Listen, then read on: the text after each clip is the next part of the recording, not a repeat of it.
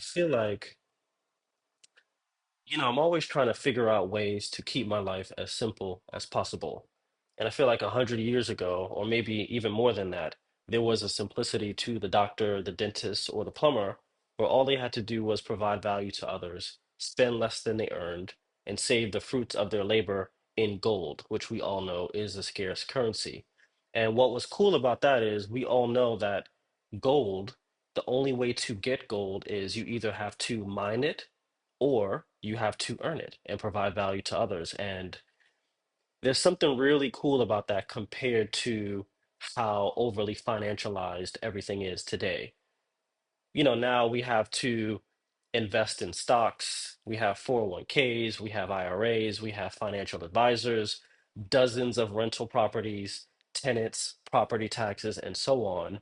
And what's interesting about that time is you didn't have any of that because the purchasing power of your money actually bought you more things after the fact, which is an incredible thing to think about. And I feel like people having a bunch of rental properties, financial advisors, and so on, a lot of that is a symptom of the purchasing power of our money today hasn't been able to keep up because our money is no longer scarce like it was back then with gold. Now we have a fiat currency instead of hard money. So we need to have all these new financial incentives to like find different types of investments and different types of stocks and 401ks and so on. And it makes life so complicated because I feel like it's taking from the core value of just focusing on all the things that you're good at. Like the doctor or the dentist or the plumber, they shouldn't have to be, say, like someone that's specialized in managing a stock portfolio because that's not what they went to school for. That's not the trade that they've aimed to specialize in. And you have to pay someone else to do these things for you versus back in the day at that time, all they had to do was focus on what they're good at, make the money, and the money grew for them. And what's cool about Bitcoin today, and especially over the last 16 years that it's been around, obviously, is that all you need to do is provide value to others, spend less than you earn, and save the fruits of your labor in Bitcoin. There's no need to have a huge portfolio of stocks. There's no need to have 25 rental properties. There's less need to have financial advisors, and there's more need for you to just focus on all the things that you're good at and just save your money.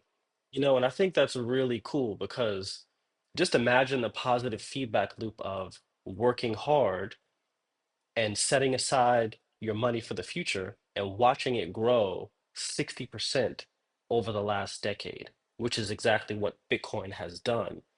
And what's interesting to think about is a lot of the things that we use today, the stocks, the 401ks, the IRAs, the rental properties, none of these things are savings, right? All of these things are investments.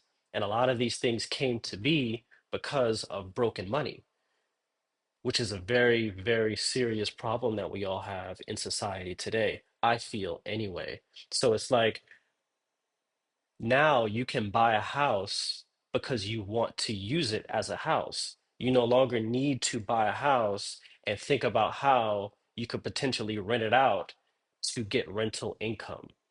You can just buy the house and live in it. And I think there's a real power to that, to just being able to save your money and focus on your family, focus on your friends, and focus on getting better at your craft so that you could earn more Bitcoin and save it for the future. And I feel like that changes a lot of financial incentives for people.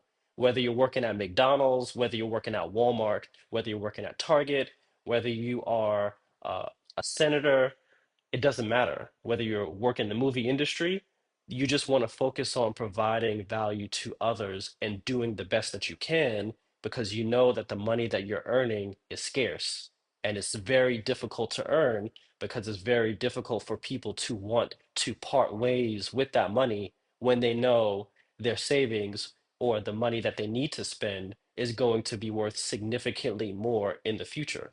So it really causes like a mental check of like, do I need to spend this money on this thing or should I wait? So if you're earning Bitcoin, you're going to really like one, focus on like being the best at your job, no matter what that job is. And I think that's really amazing and something to be hopeful for in the future.